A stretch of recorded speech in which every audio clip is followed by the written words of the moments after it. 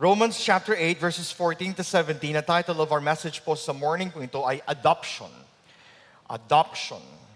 Ito po ay pang-anim na topic when we started po yung series naman, The God Who Saves. Ibig sabihin, ito po yung tracing God's redemptive work o yung order of salvation based from Romans chapter 8 verse 30.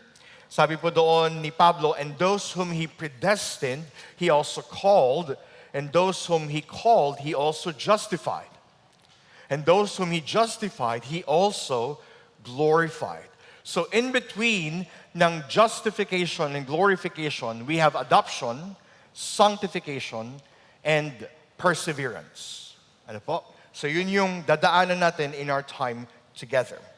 Now, question. Raise your hand kung kayo po'y naniniwala ng lahat ng tao sa mundo ay anak ng Diyos. Aba? Meron pa naman akong prize kung may magsabi ng yes. Pero wala. Okay. Now, I think, kung lalabas tayo sa ating church, you're gonna ask, no? Lahat po ba'y anak ng Diyos? Ay, syempre naman. Di ba? Mga ganyan pa. Balo mo naman. Di ba? Ganyan yan. Di ba? Sisimulan na yung mga kwento. Madami po nag-aakala na yung konsepto po ang konsepto po na lahat ay anak po ng Diyos. At interestingly, kapag po tinanong nyo, bakit lahat ay anak ng Diyos? Most of the time, ang kanila pong sasabihin ay dahil sila po ay mabuting tao. Mabait naman sila. Hindi po sila kasing sama ng kanilang mga kilalang kapitbahay o kaibigan dahil sinasabi rin nila na anak ako ng Diyos dahil madami silang mga nagawang mabuti at tiyak na sila po ipupunta sa, syempre hindi sa impyerno, sa langit. Subalit mga kapatid, ang ganito pong pananaw ay kailanman hindi po itinuturo ng Biblia. Wala pong text sa Bible ang nagsasabing ang lahat po ng nilikha ng Diyos ay kanyang anak. Now, meron pong katotohanan na kapag sinabi po natin ng lahat ay nilikha ng Diyos, ayon po sa kanyang wangis at character. Genesis chapter 1, we see that in verses 26 to 27. Pero malinaw po na dahil tayo'y nagkasala laban sa isang banal, mapagmahal, and just na Diyos, ang ating pong kasalanan has separated us from God. Ibig sabihin, yung mismo pong kasalanan natin has hindered us from day one. Day one of our conception, no? Na tayo po ay maging anak ng Diyos. At kahit anumang attempt ng tao na maging mabuti, to do good works, and even to think na sila'y mabuting tao, hindi po ito sapat upang matawag ang ating mga sarili na tayo ay mabuti. May mga ilang pagkakataon na sabi nila, anak ako ng Diyos kasi mabuti naman ako, kasi ang Diyos ay mabuti. Actually, sabi ng isang pastor, one of the most terrifying na katotohanan sa Scripture is that God is good. Now, bakit terrifying yung pastor? Because you are not. Which tells us, wala po ni isa man sa atin ang magiging qualified to be sons of God. But there's hope. Sabi sa John chapter 1, verse 12 to 13, but to all who did receive Him, who believed in His name, who gave the right to become children of God. So meron pong pag-asa. At klaro, sinasabi ni John, no, na yung human responsibility is to receive Christ and believe in Him. Pero hindi po dapat matapos lamang yung argument sa verse 12, kasi verse 13 says, who, referring to yung children of God, who were born, tingnan po ninyo, not of blood, not of any connections, not any of lineage, nor of the will of the flesh, hindi dahil ginusto mo, nor of the will of man, hindi because one time, nung nag-altar call, pumunta ka, o nag-sinner's prayer ka, but of God. Mga kapatid, that's the only way we can be children of God. Now, sa ating pong mundo, particularly when truth is relative, or ibig sabihin kung ano yung mas fitting sa iyong katotohanan, then live with it, medyo offensive po ito. It is offensive. Pero by receiving Jesus and believing in Him, we can find hope. At hindi po ito gawa natin. Gawa ito ng Diyos. Kaya naman, 1 John chapter 3, verse 1, see what kind of love the Father has given to us, that we should be called children of God. And so we are. Sabi po ng isang Swiss theologian, ang pangalan niya ay si Johann Heidegger, adoption is the gracious sentence of God whereby He adopts those justified and reconciled. Ito po yung pinag-usapan natin last week, Romans chapter 5. He adopts those justified and reconciled to God by faith through and on account of Christ above, and as sons and heirs and co-heirs with Christ. Meron pong pinanggagalingang foundation ng adoption, at ito po'y hindi nagmumula sa atin. Ito'y nagmumula lamang sa Diyos. Kasi ang Diyos, siya po yung nag-i-elect, siya po yung nag-justify, siya yung nag-regenerate, siya yung nagko-call, and siya rin po yung nag-a-adopt. Sabi rin po ng isang theologian si J.I. Packer, adoption is the highest privilege the gospel offers, higher even than justification. And in his book, Knowing God, sabi niya, ang adoption po, the doctrine of adoption, ay yung madalas pong nanineglect na doctrine sa loob ng iglesia. And mga kapatid, my prayer is that kapag naunawaan po natin what adoption looks like, I pray that it will set us free. It will set us free. Yung biblical truth pong adoption ay 5 beses pong binanggit ni Apostol Pablo sa kanyang mga sulat. Romans chapter 8:15, later on we're going to look at verse 23, chapter 9 verse 4, Galatians 4:5, and Ephesians chapter 1 verse 5. One main truth na gusto nating tignan as we look at verses 14 to 17 of chapter 8 ng Romans. God makes His people, His children, through Christ by the Spirit. God makes His people, His children, through Christ by the Spirit. In verses 14 to 17, 3 D ang makikita natin. Ilang D? Ano sabi ko? 3. 4 pala. We have 4 Ds na makikita po natin in verses 14 to 17. Yung spiritual realities of our adoption.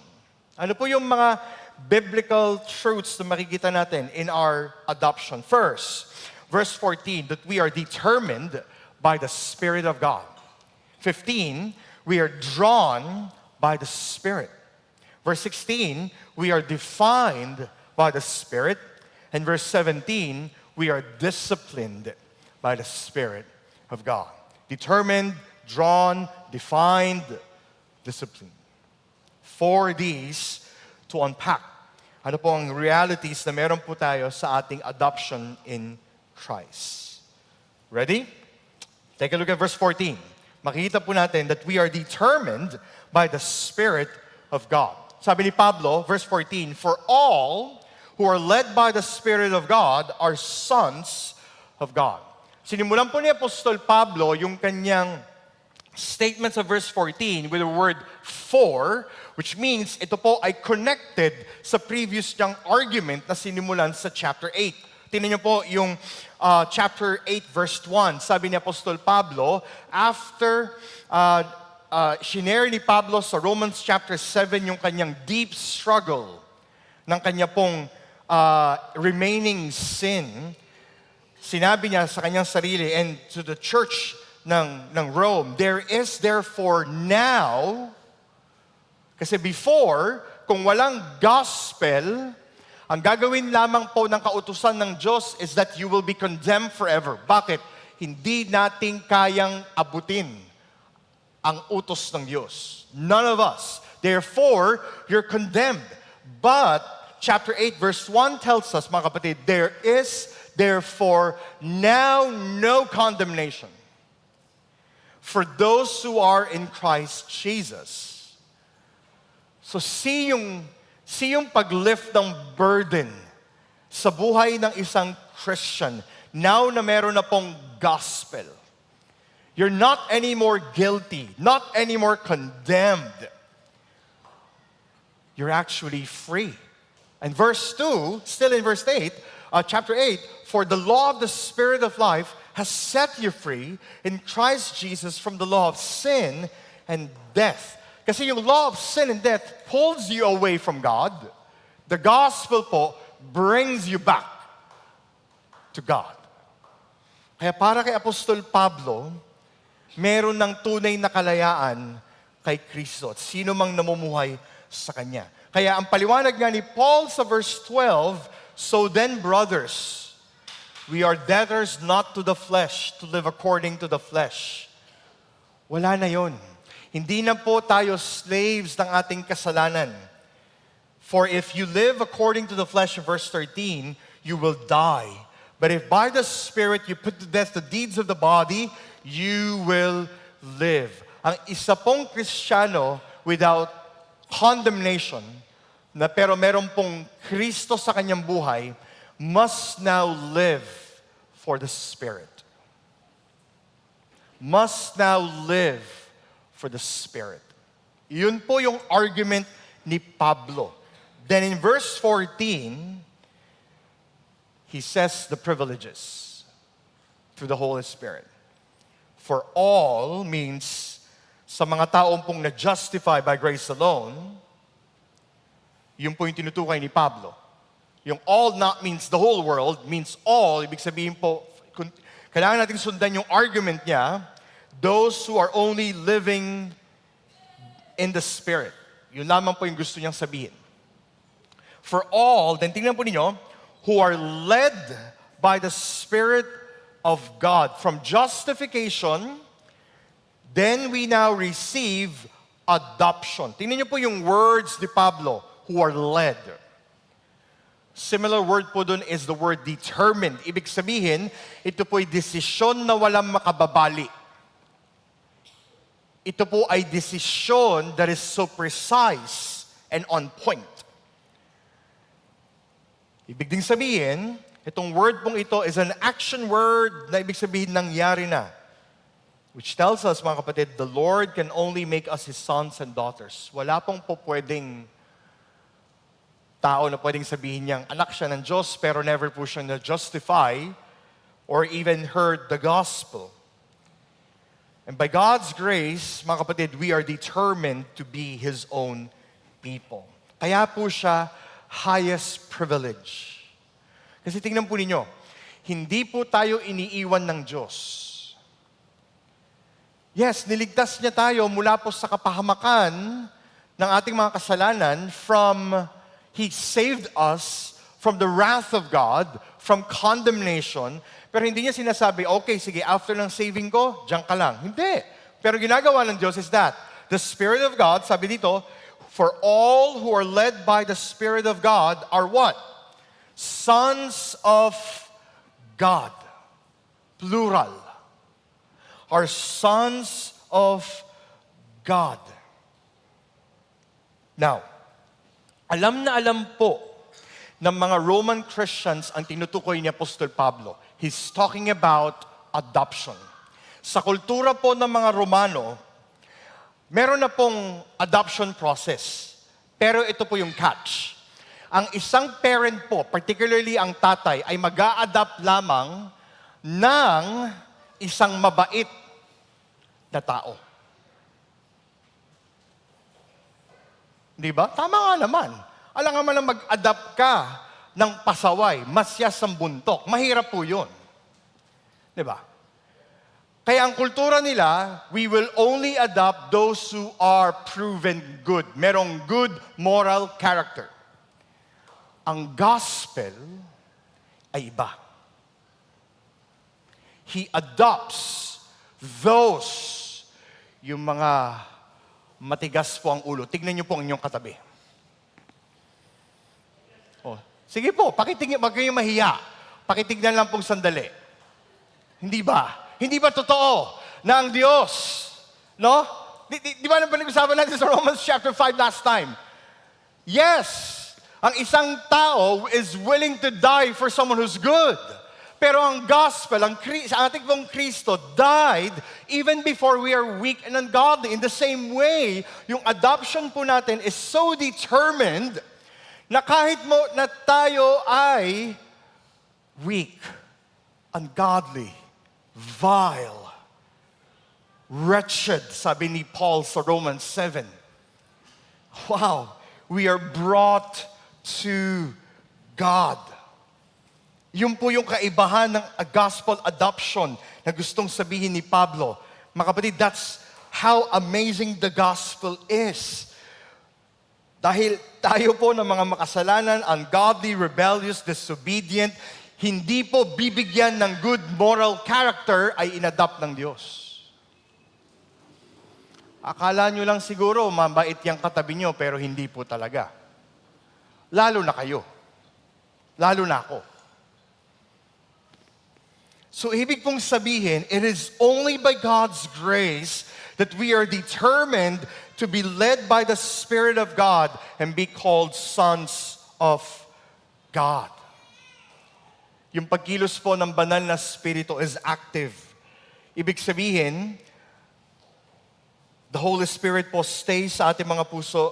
We are ushered and led po to an unbreakable relationship with God. It is the work of the Spirit po that confirms na tayo ay anak ng Diyos. Mga kapatid, if you're here today and you are a disciple of Jesus Christ, you are led by the Spirit of God. Therefore, you are sons of God or daughters of God. See yung decisiveness ng Diyos. What He started sa beginning, no? Ay tinutuloy-tuloy po niya na i-unpack sa atin yung salvation. And this is by God's grace po. Kasi yung salvation po natin is not just given to us one time, big time. It is a process. It moves.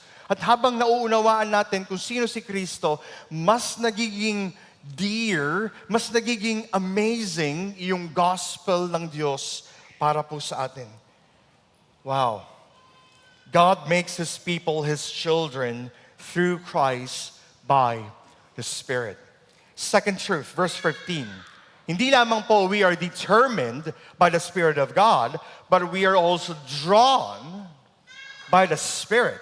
Sabi sa verse 15, still four, connected pa rin dun sa argument ni Apostol Pablo that if you're in Christ, without condemnation, this is the privilege that you have.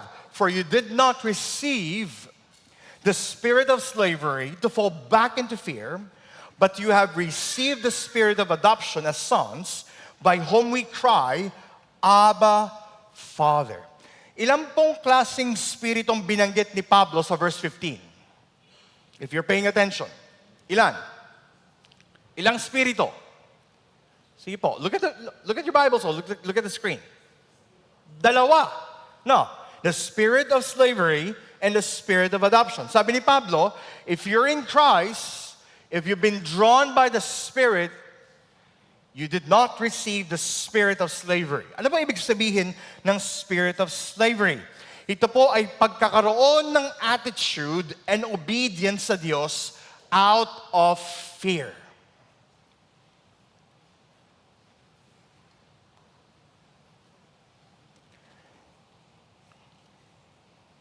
Sabi ni Pablo, we are already set free in Christ Jesus. And yung spirito po ng pagkaalipin ay hindi sa Diyos. Ano pong ibig sabihin nun? Ito yung mga pagkakataon na kahit tayo mananampalataya na, pero ang tingin natin sa Diyos ay para pong pulis, MMDA. Ano po? Parang ganun. Na madalas, the reason why, bakit tayo nagbabasa ng Bible, bakit tayo nag-church, bakit natin ginagawa ang mga bagay na ito, is dahil ayaw nating magalit ang Diyos. We don't want to be punished. Sabi po ng isang pastor named Timothy Keller, a slave obeys because he has to. He fears punishment and, tingnan po ninyo, is insecure. So sa halip na adoption yung kanyang maranasan, yung kanyang pong portrayal ng kanyang puso is an orphan. Ano pong ibig sabihin nun? Ibig sabihin, para bang ang kanyang paglakad sa Diyos ay lagi siya dapat may mapatunayan. Mga kapatid, that's a slavery of fear. That's an insecurity. As if like, kulang pa yung ginagawa nating mga bagay para tayo'y patuloy na mahalin ng Diyos.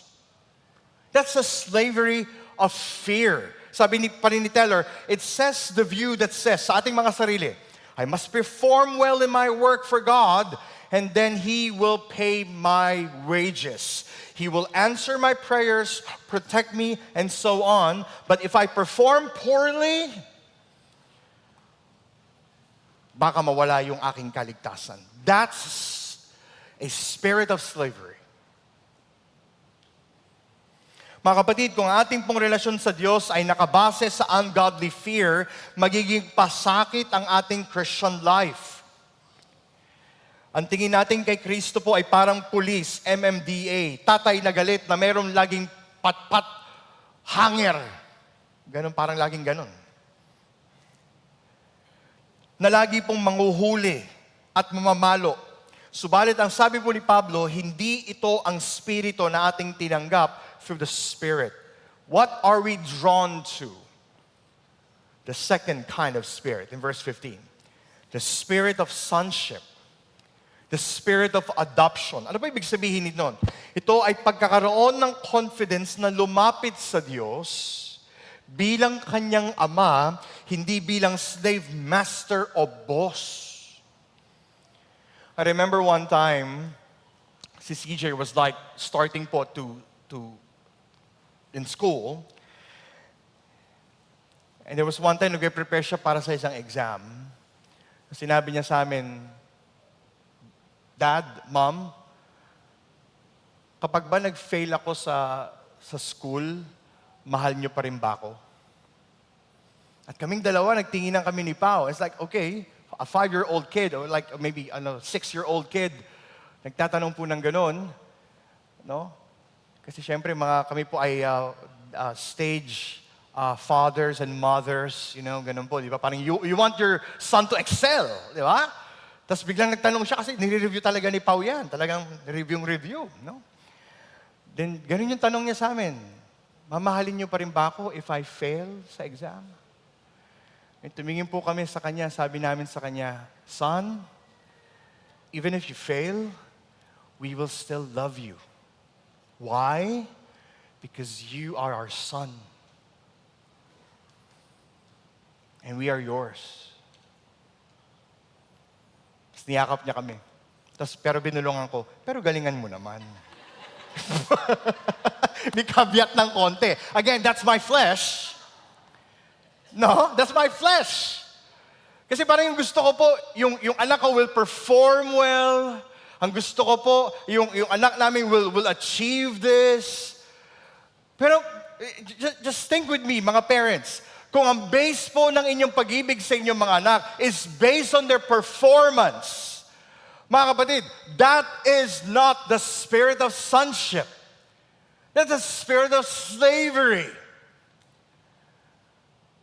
Kaya kung ganun yung parenting style natin, no wonder they're becoming more rebellious.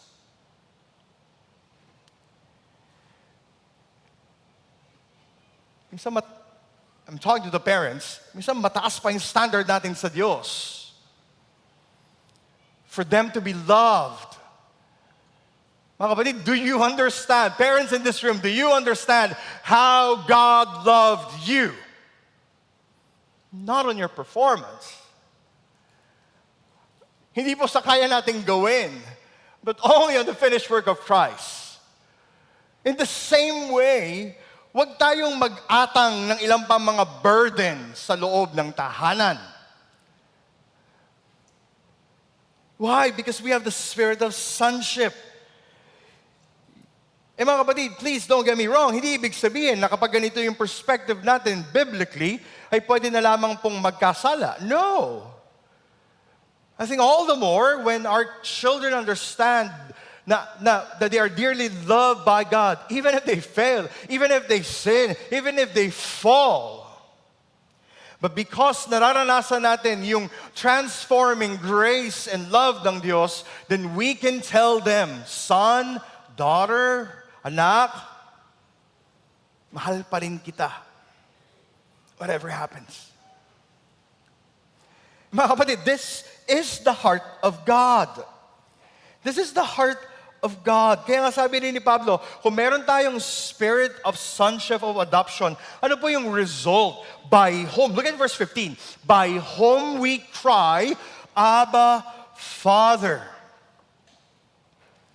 Siyong privilege pong ito na yung tunay na anak ng Diyos, hindi po nahihiyang lumapit sa Diyos. Yung tunay na anak ng Diyos, hindi mananatili sa kanyang shame. Yung tunay na anak ng Diyos will not remain in his guilt. Instead, look at verse 15. If we have the spirit of adoption, our hearts do cry. At bakit po umiiyak ang isang bata and saying, Dada, Father, Abba? Kasi yung bata understands that he's weak. Hindi niya kaya. He understands that there's nothing po that he can do to get God's love. That's why he cries. Mga kapatid, sa mga pagkakataon na tayo po'y nahihirapan sa Christian life, sa mga pagkakataon na tayo po'y nanghihina, nangangailangan, naguguluhan, nalilito, maaari tayong lumapit sa Diyos at tawagin siyang Ama.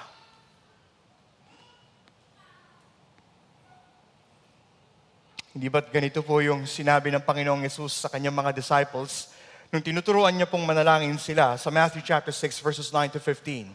Pray then like this.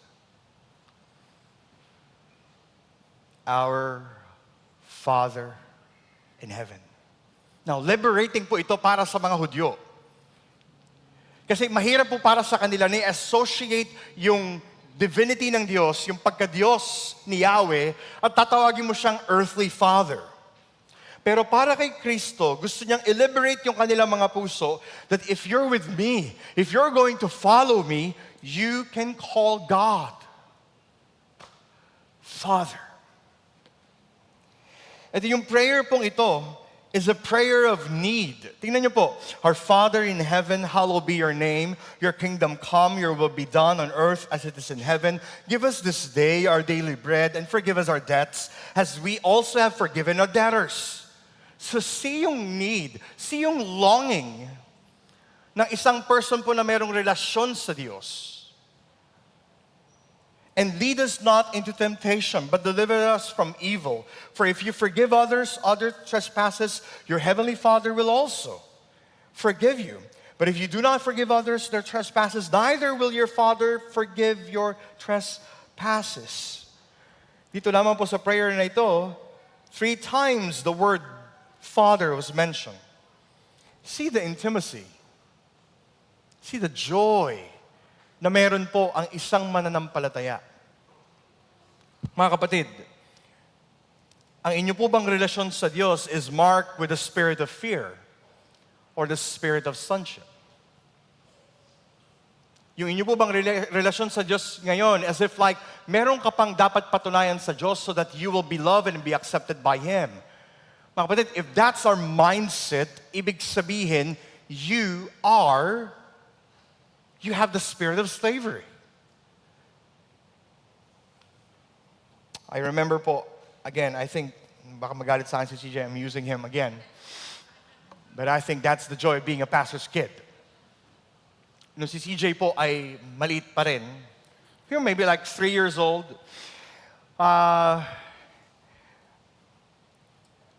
may mga pagkakataon po na ialaw namin siya mag-play sa playground.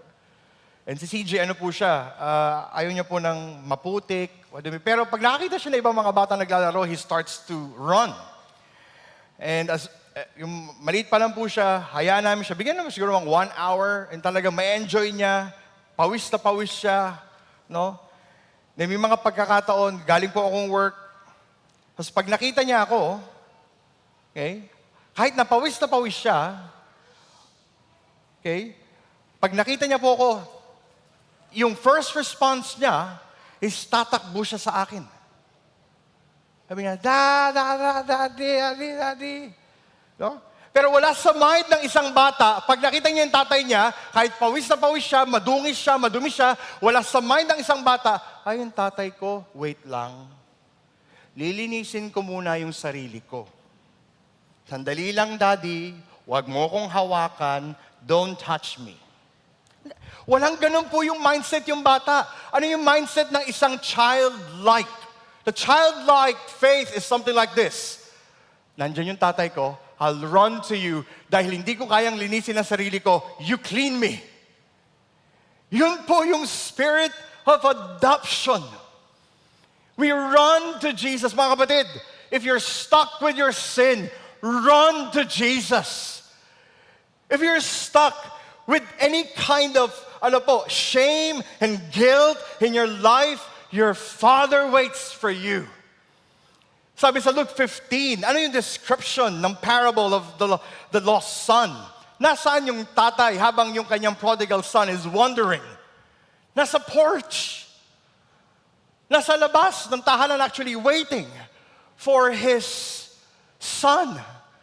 And nung na-realize ng prodigal son, sabi ni Jesus, the prodigal son came to his senses. Anong ginawa niya? Amazing yung story ni Jesus. Ginawa, sabi ng prodigal son na wala na yung lahat ng kanyang kayamanan, na wala na yung lahat ng kanyang kaibigan, he's alone, at nakita niya sarili niya, kakain na siya ng kaning baboy sa mga Hudyo. That is the worst job na pwede ninyong gawin. At sabi ng prodigal son, I'll go back to my father. Pero, I'll say sorry to him, at ganitong sasabihin ko, gawin mo na lamang akong slave so that I can earn my way back.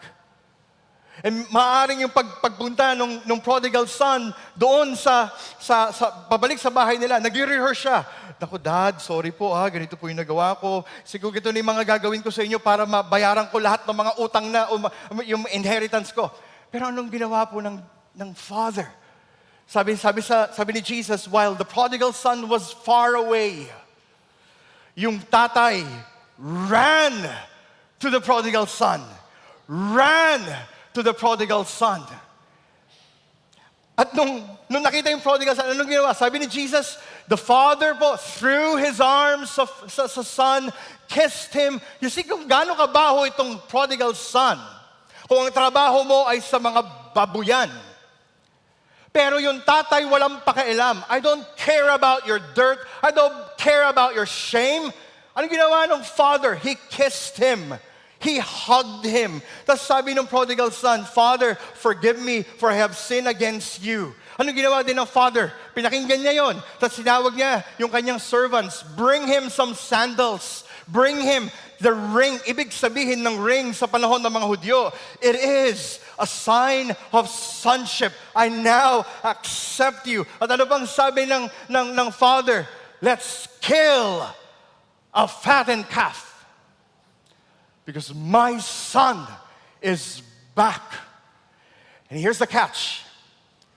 Yung pinapractice ng prodigal son na take me as a slave.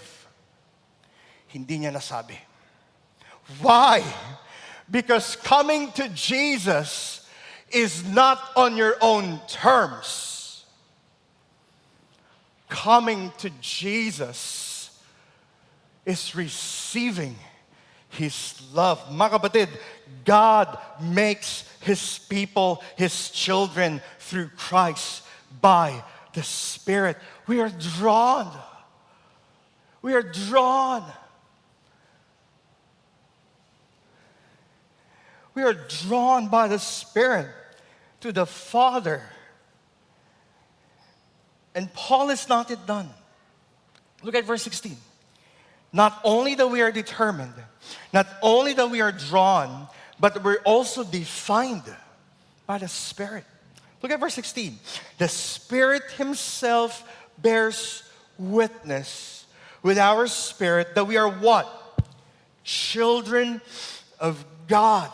Just imagine yung experience ng prodigal son with all the things na kanyang naranasan and now being in the presence of his dad.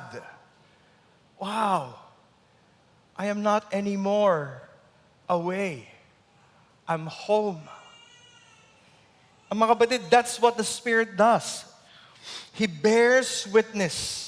Siya yung nagbibigay po ng inner testimony sa ating po mga puso't isipan, sa ating spirit na we are God's children. Mga kapatid, do not listen to the lies of our hearts. Do not listen to the lies of Satan. Do not listen to the lies of this world. Sino po yung dapat ninyong pakinggan? The Spirit of God. Because He will not tell you a lie. Hindi po siya magsisinungaling sa inyo. He will not even condemn you. He'll not condemn you.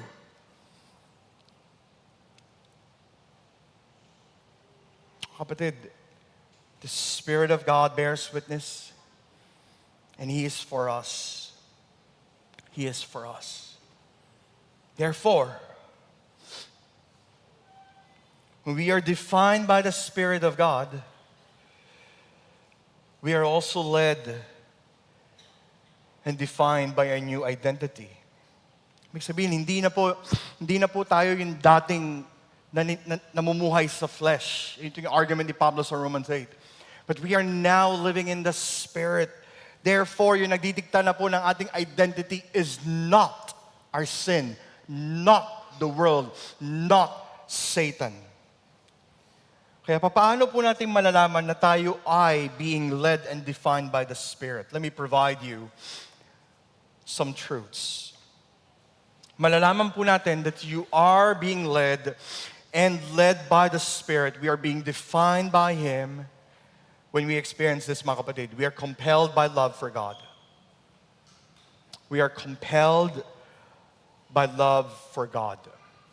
Ano pa? We feel deep hatred for sin. Ayaw nating manatili sa kasalanan. Ayaw nating manatili on our own. When we are led and defined by others, we love others.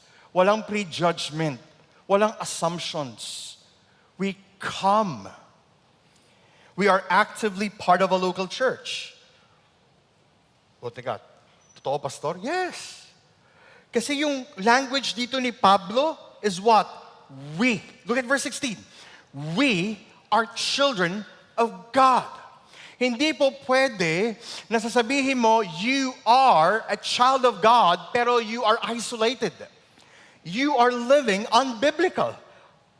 Ang pronoun na ginagamit ni Pablo sa verses 14 hanggang 17 is we. Which means you need to be part of a healthy church. You're engaged. Ano pa? We discern between truth and error. We move toward Christ-likeness. We reject the world. We long for the return of Christ. Kapatid, nakikita ba natin yung mga marks na ito sa ating buhay? If yes, praise be to God. You are His sons and daughters. The Holy Spirit po confirms na ikaw ay sa Kanya. Now, please, ito pong list na ito is not saying na kailangan po ma-perfect po natin ito. We strive to to this. That's why we have the local church to come together, to help one another follow Jesus, to treasure Him. Mga kapatid, if you don't see this mark sa inyong pong buhay, we need to pray and ask the Holy Spirit to give us new desires. Ang nais po ng Diyos ay hindi lamang tayo maging mabait na mga tao, kundi mga tunay na nakaranas ng muling pagkabuhay mula sa kamatayan at pagkaalipin po sa kasalanan. God makes His people, His children, through Christ by the Spirit. And those are the marks. We are defined by it. We're defined by God. We are defined by the Holy Spirit. Bakit? Kasi yung estado po natin, hindi na tayo kaaway ng Diyos. We are sons of God. Kaya ang pamumuhay din po natin ay dapat akma sa ating Ama. Kaya isa pong kalapastanganan, ang lalim po, no? Isang kalapastanganan na tayo ay mamuhay sa kasalanan and yet you say that you're a Christian. It's a disgrace. Pero ang grace po ng Diyos is that He calls us home. Tinatawag niya tayo pabalik. Come. And lastly, verse 17. Hindi lamang po that we are determined by the Spirit, we are drawn and we are defined, but we are also disciplined by the Spirit of God. Look at verse 17. And if children, then heirs. Mga kapatid, see the privilege na meron po tayo sa doctrine of adoption. Hindi lamang po tayo sons and daughters of God, we are also heirs. Sa Tagalog, tagapagmana. At ilang beses binanggit yung word na heirs? Sa verse 17 lamang. Nakita ba ninyo? 3. And if children, then heirs. Heirs of God. And not only that, fellow heirs with Christ. Now, bakit ganito yung argument ni Pablo? Kasi, for someone po to be adopted sa Roman culture, you get everything the Father owns. You get everything the Father owns. At ganun din sa kultura ng mga Hudyo. Kaya nga, nung nakita ng father yung prodigal son, ibinalik niya yung ring. Yung ring na yon, ibig sabihin, pwede na siyang, mag-make business with the Father. Meron na siyang guts to live with Him. And yun yung gustong sabihin sa atin ni Paul here. We are heirs of God and fellow heirs with Him. Mga kapatid, pag binabanggit ng salita ng Diyos yung word na heirs, heirs with Christ, please think that this is more than just physical na mana. Mahirap po kasi ilagay natin, tingnan nyo, tagapagmana tayo ng Diyos, financial yan. Nako, patay tayo dyan. No? Financial yan. Sabi ko sa iyo, kapag anak ka ng Diyos, yayaman ka eh. Again, we do not impose what the text does not say. Instead, anong gustong sabihin ni Pablo? Again, the argument ni Paul, is that we are children of God, now heirs of God. Ibig sabihin, whatever belongs to Christ is ours. Ano pong sabi sa Ephesians chapter 1, verse 3? We have all the spiritual blessings in Christ Jesus in the heavenly places.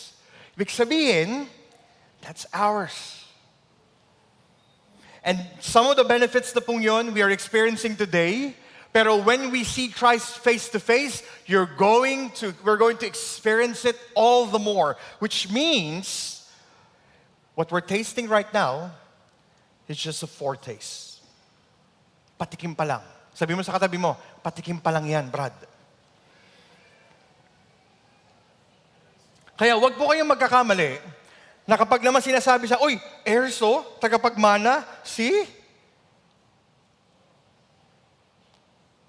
We are heirs of God's glory. Ibig sabihin, we are forever recipient of God's unfailing salvation, rescue, and redemption in Christ. Mga kapatid, if you are God's child, if we are heirs at the same time, you will never lose your salvation.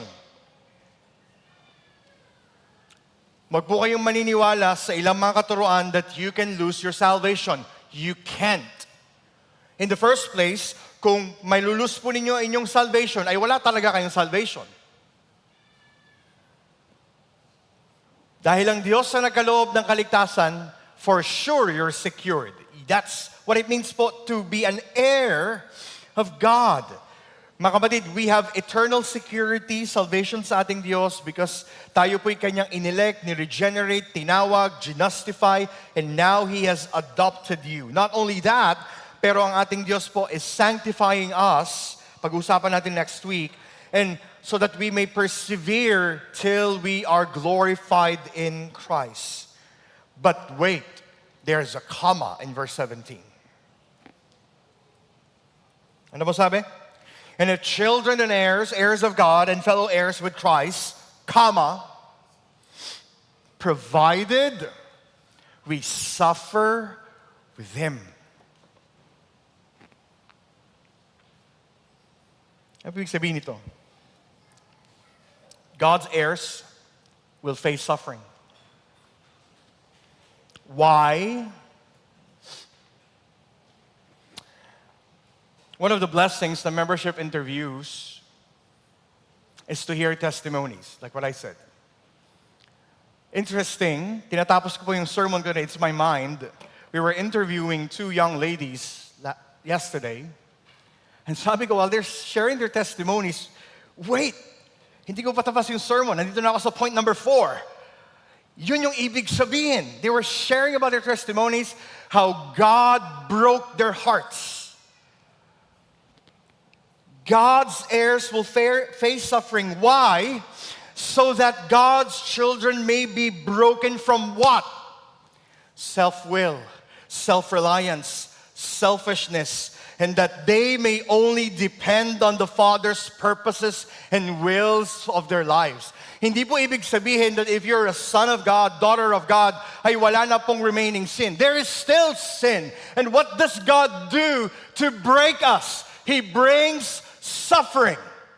In moments of our suffering, we are down, we are weak, we are not strong. At pagtingin natin sa Panginoong Jesus, because we are heirs of God, we look to Jesus. At sino makikita nating ultimately malakas? Not us, but God. So we run to Him. That's the purpose, provided we suffer with Him. Look at verse 17 still. In order that we may also be glorified with Him. See the purpose of God. Because you cannot be glorified. We cannot be glorified in Christ. Kung meron pa ring self-will, meron pa ring self-reliance, kung ang feeling natin we are independent from God. At yun ang ginagawa ng Diyos. He breaks us. So you think about, mga kapatid, isipin po ninyo yung mga recent na breaking moments ng Diyos sa inyong buhay. Hindi po yun way ng Diyos to put you down and to feel hopeless. Those are moments where God can tell you, Nak, di mo yan kaya. Come here. Tutulungan kita. Those are moments where we can be more what? Christ-like. Provided we suffer with Him in order that we may also be glorified with Him. Kaya mga kapatid, ganun na lamang po kahalaga yung pagkaunawa natin at application ng gospel sa ating buhay. Kasi po yung gospel ng Panginoong Yesus ang nagbibigay sa atin ng sapat na motivation to endure and persevere in suffering. Bakit? Dahil our hope is not in this world, but in the hope of seeing Christ again.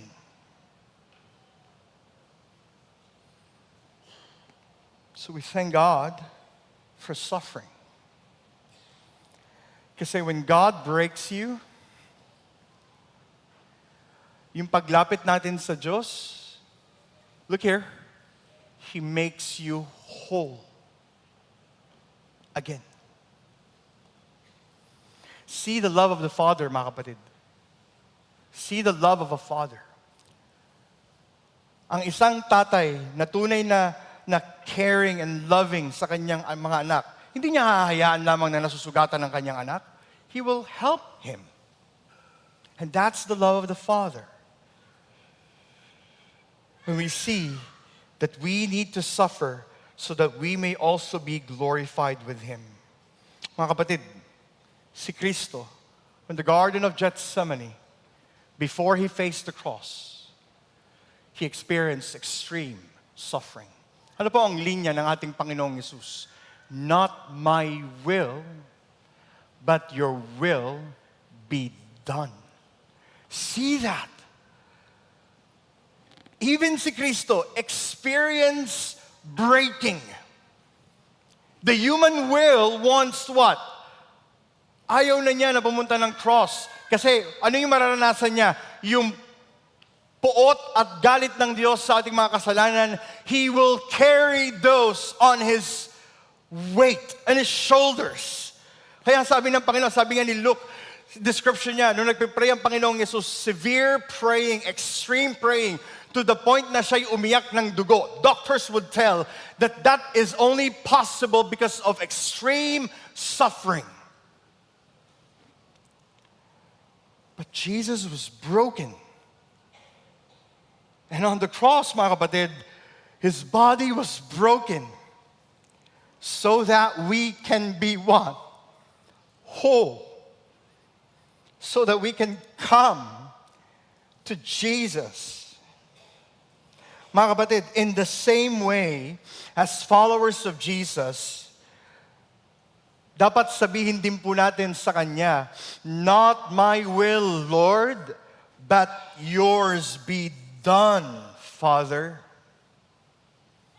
So, mga kapatid, stop following Jesus po in your own terms. Huwag nating sabihin, susunod lang ako sa Panginoon kapag ganito na yung nangyari. Susunod lang ako sa Panginoon kapag ganito na yung nangyari sa buhay ko. Kapag ganito na yung mga nakikita ko. Mga kapatid, you're following Jesus on your terms. Do not do that. That's not biblical. What's biblical is this, Lord, I'm willing to be broken. I'm willing to suffer kasi alam ko, in the end, you're going to make me whole. That's the childlike heart. Bakit? Kasi wala kang dapat patunayan. Si Kristo na ang nagpatunay nito sa atin. Mga kapatid, let's follow God whatever He says. That's how He disciplines. Let's follow God whatever He says sa Kanyang salita. Bakit? Hindi po tayo sumusunod sa Kanya to be approved by God, to be loved by God. Pero dahil mahal na po niya tayo kay Kristo. Ganito ang sabi ng Panginoong Yesus sa Luke chapter 12. Fear not, little flock, for it is your Father's good pleasure to give you what? The kingdom. We are heirs and fellow heirs of Christ. Mga kapatid, He desires to give us Himself. That is the beauty of what it means to be sons and daughters of God. If you're here today and you're not yet a Christian, kung hindi mo pa sinuko ang iyong buhay kay Kristo, I'll be honest with you, you're not a son of God. You're a sons of disobedience, sabi sa Ephesians chapter 2. Your father is not Jesus, your father is the devil. But there is grace. The grace is that Jesus opens his home. Will you follow him? Will you be willing to be broken? Admit that you're a sinner, you need Jesus, and come to him so that ang Diyos mismo ang mag-aayos ng buhay mo. Ang Diyos ang mag-fix ng buhay mo according to his plan, his timeline, his purposes, not you. But will you just follow? Will you trust the Father's work? And for Christians in this room, fear not, little flock, for it is the Father's good pleasure to give you the kingdom. Not the spirit of slavery, but the spirit of adoption. Let's pray. Father, we thank you for this morning. Salamat, Panginoon, dahil sa iyong mga salita, malinaw na kahit na po yung aming privilege na nararanasan as sons and daughters of God ay hindi po namin gawa. It is your work. Kaya Lord, tulungan mo kami na mamuhay na merong tunay na kalayaan sa iyo. Tulungan mo kami na mamuhay that is led by the Spirit. Tulungan mo kaming mamuhay that truly enjoys and delight the truth kung sino ang aming Panginoong Yesus. Salamat po dahil kay Kristo. Yung pag-ibig mo kay Kristo ay siya din pong pag-ibig mo sa amin. Nag-uumapaw, hindi namin kayang sukatin. And Lord, if there's anyone in this room who is still stuck in their sin, in their shame and guilt, Lord, bring the gift of repentance and faith. Allow them, Lord, to go back to their senses and go back to you.